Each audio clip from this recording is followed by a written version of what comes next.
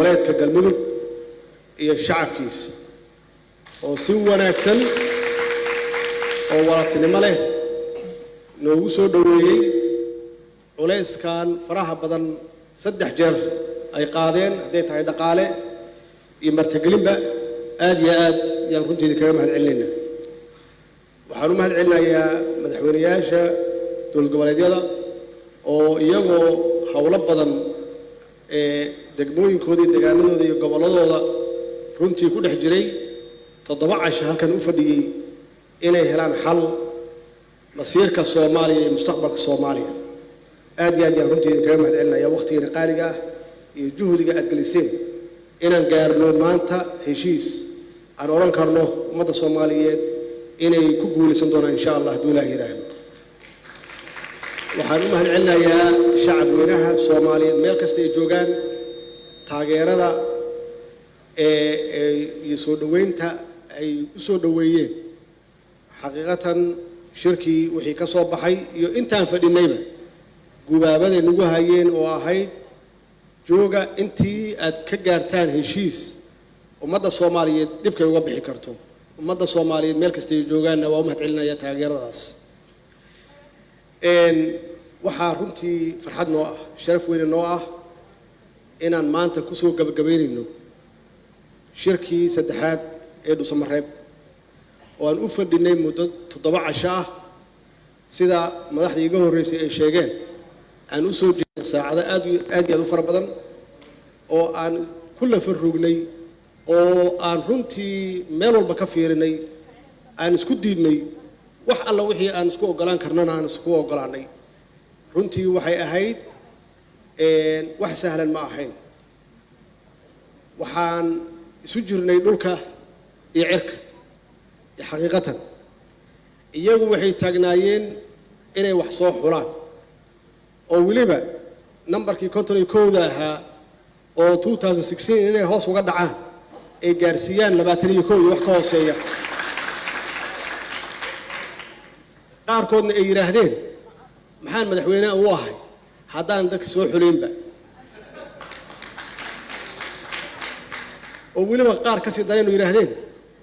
oo maan iskaga taga meesha haddii aan waxba soo xuleyn dadka meelaha taagan kulligood waa hore iga tagi lahaayeen marka maxay igu imaanayaan haddaan soo xuleyn aniga hadda meeshan jooga waa la ogaa xaqiiqatan ilaahay waana tusay wixii xal aan u arkayn inay ahayd waxaan rabaa inaan dib u baxo oo aan idin sheegay meesha wax ka bilowdeen waa la socotaan inuu jiray sharci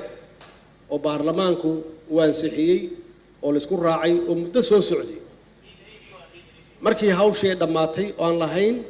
horaa loo dhaqaaqayaa taariikh cusub aan gelinaa ummadda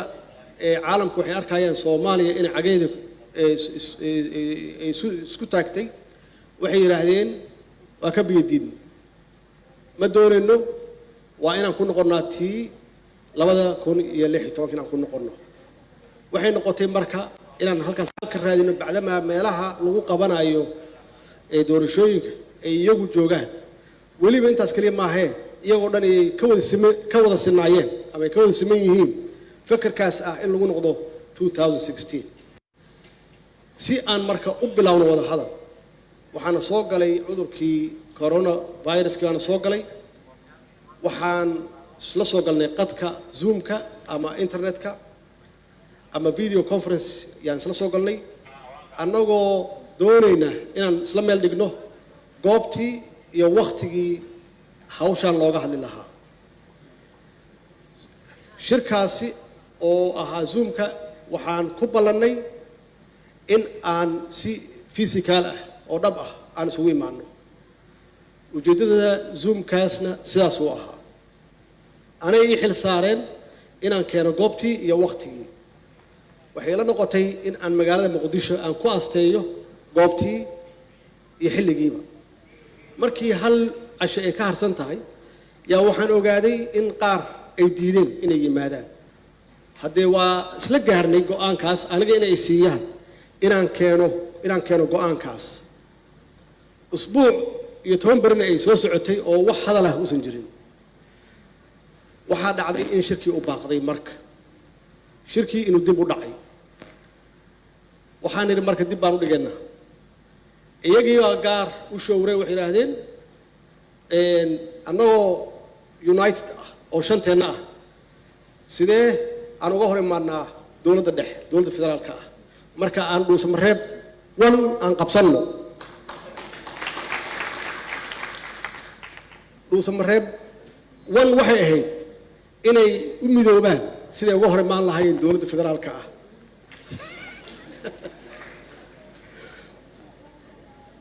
waxay u arkeen inaysan xal ahayn haddii aan hal mar wada imaano meeshii marka inay gaar u showraan oo xeer dhigtaan oo ballamo hoos qaataan si ay ugu khasbaan dowladda dhexe waxa iyagu ay rabaan go'aan waxay ku qaateen meeshii aan filayay inay yidhaahdaan madaxweyne waa kuu cudur daareynaa ballantii aan ku ballansanayn inaan kuugu imaano xamar waa ka baaqanay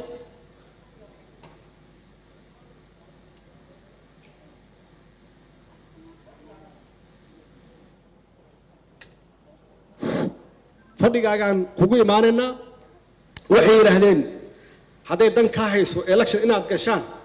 2021 dhuusamareeb noogu imow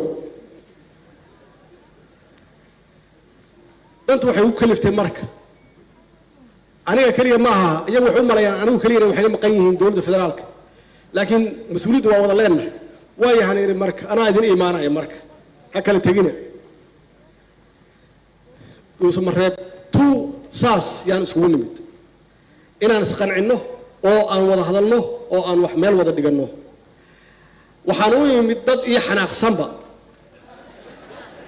oo hal dhinac ah waxaan damcay inaan dhaqaajiyo iyaguna waxay ku talagaleen oo qorshe u samaysteen inay idaaliyaan oo ay dhaqaajiyaan was dhaqaajin weyni waxaan isiri marka استراتيجية من استراتيجية دلي تكتيك أهمية أو الربع إنه جارسيو فبراير 2021 وحنكوير إن ما هو ورطة حالته سهل ما هو أركها إن كل جني يجوا هرت مادين أو حلنا على جوكتان إن ما أطلب بتصنو أنا أندب النقطة إذا كان ندب النقطة إلا يسمر ويني waxaan go'aan ku qaadanay marka inaan sameeyno guddi farsamo oo hawshan nooga shaqeeya waqtina qabsano oo aan dib u kulanno oo ah August 15 intaas yaa ka soo baxday iyo qof walba meeshii uu taagnaa inuu taagnaado laakiin rajo ay jirto in la isu soo noqdo guddi farsamo ah aan sameeyno dad xul ah oo farsamo yaqaan ah oo hawshaas ka shaqeeya sidaas way horta dhuusamareeb 3 ay ku timid nin walba isagoo committed ah inuu yimaado guddiga farsamada waxa ay midmadoobeyn karaan ay soo midmadoobeeyaan aan halkan isugu imaano marka annagoo diyaarsan oo qof walba ogol inuu dabco ama inuu isdabciyo inay ka soo tagaan 21 anigana aan baarlamaanka la soo tashaday aan see wax yeelnaa extension annagu ma rabno inkastoo oo ayna leeyihiin extension rabtaan extension nagu riixayaane annaguna aan dabacni iyaguna ha dabcaan markaan halkan nimid haddee sidii oo kale walaalahayn qaar yaa ka maqnaaday meesha oo aan rabo inaan u mahadceliyo runtii dadaalkii hore ay sameeyeen haddana aan ku dhiirigelinayo inay nagu raacaan ama ayna soo raacaan go'aamadii aan qaadanay waana go'aamo aan dalkoo dhan u qaadnay iyagana aan u qaadnay bacdama waqti uu nagu socdo oo intaasan in ka badanna aynan sugi karin sidaas yaan shirkaas uu ku furmay halkan maanta waxaan gelaynaa maalintii 7aad waxaanan oran karaa waa shirkii ugu dheeraa aan oran karo oo hal mawduuc looga hadlayo dulqaadkaasna runtii waxaan rabaa inaan uga mahadceliyo madaxweyne qoorqoor oo muujiyey runtii xilkasnimo iyo dadaal badan iyo isku soo jijiid aad iyo aad yaan runtii aan hadda u bartay qoorqoor leadership skillskiisa hogaamintiisa wanaagsan oo weliba dulqaadka badan bareshar meel kasta uga imaanayo in shirkan lagu kala tago ama uu dib layskugu soo noqdo iyo madaxweynayaasha kale iyaga naftigooda oo runtii sameeyey wax kasta oo awoodooda ah inay la hadlaan walaalaheenii naga maqnaa iyo cid walba oo saameyn ku leh si shirka u qabsoomo oo ay nooga soo baxdo guulo la taaban karo alxamdulilah waxa aan hadda soo saarnay markii aan waqti badan gelinay habeeno badan aan u dhafarnay waqti iyo juhdi badan aan gelinay waxaa nooga soo baxay shirkaan u soconno horta waxa weeye waa shir doorasho federal level ah ma aha state level haddii marka federal level uu yahay oo heer federaal uu yahay maxaa loo baahan yahay waxaa loo baahan yahay guddiga madaxa bannaan ee doorashooyinka federaalka inay qayb ka ahaadaan ama hawshaan ay tahay hawshooda inay tahay maxaa yeelay ma aha state level ma aha iyagu walaalahay madaxweynayaasha iyagoo runtii ku adkaystay ama ku adkaa inay soo celiyaan seat yaa waxay ay ku qanceen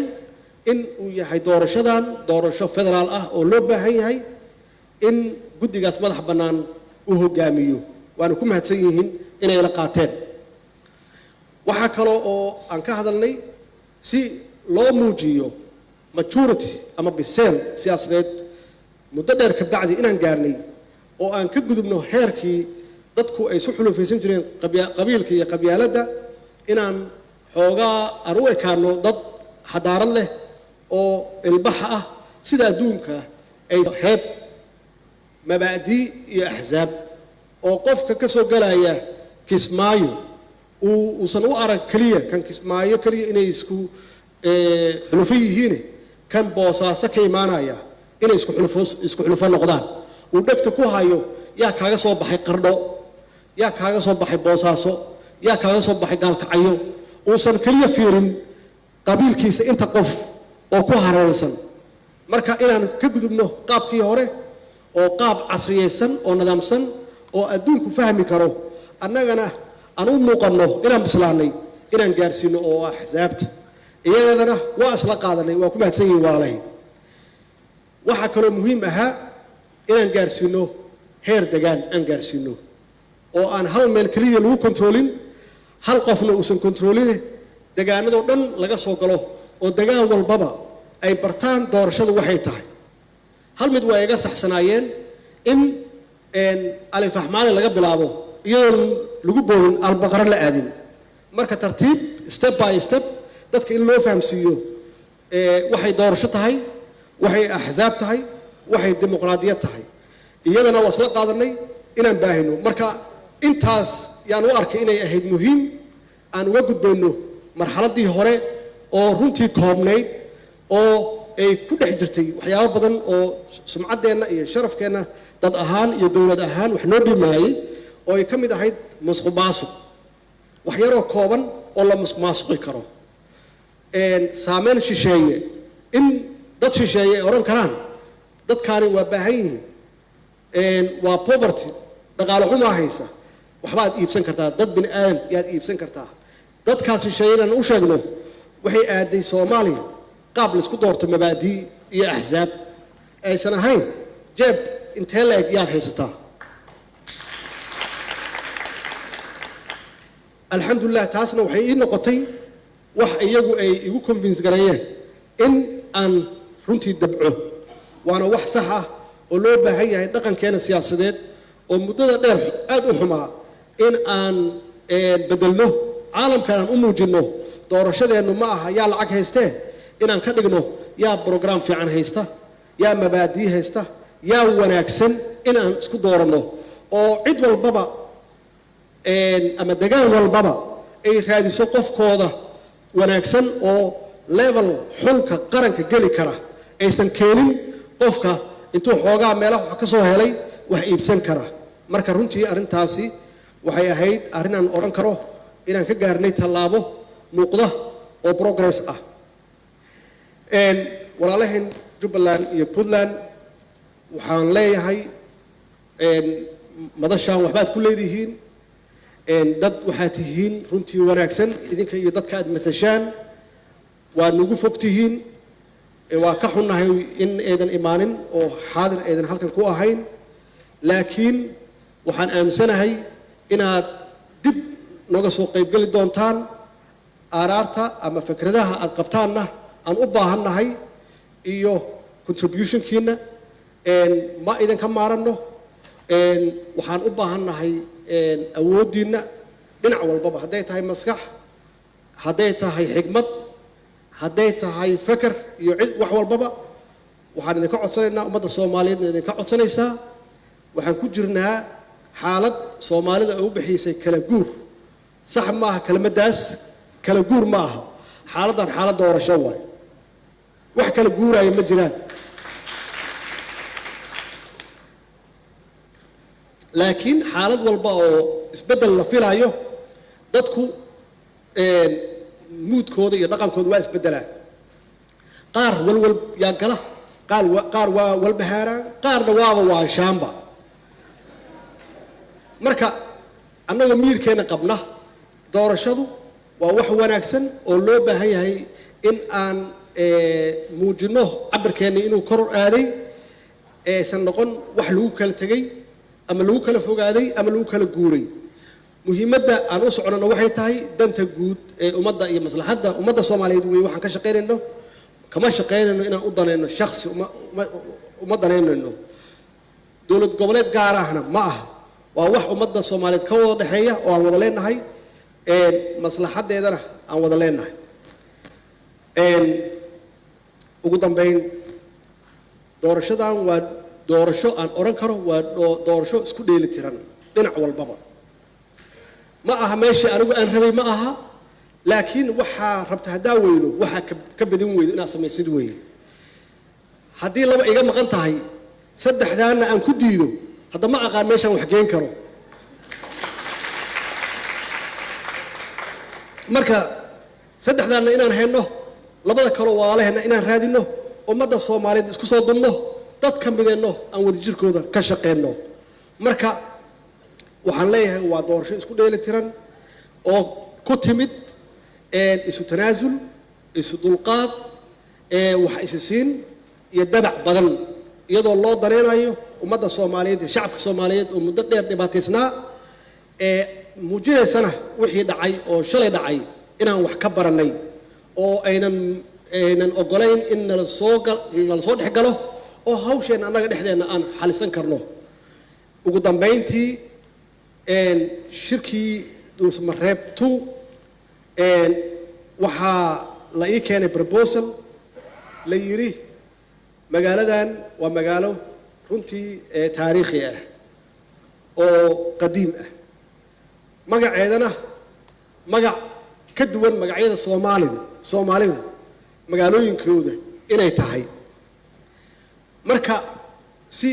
aan u casriyeenno magacii magaalada waxaa madaxweynaha iga codsaday iyo mas-uuliyiin badan in aan ugu dhawaaqo magac kale oo la yidhaahdo samareeb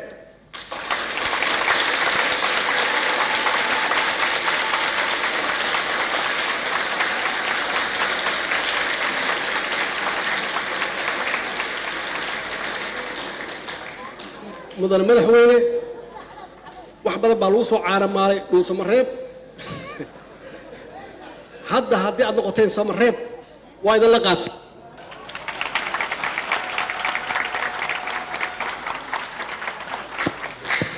wasalaamu calaykum waraxmat ullaahi wabarakaatu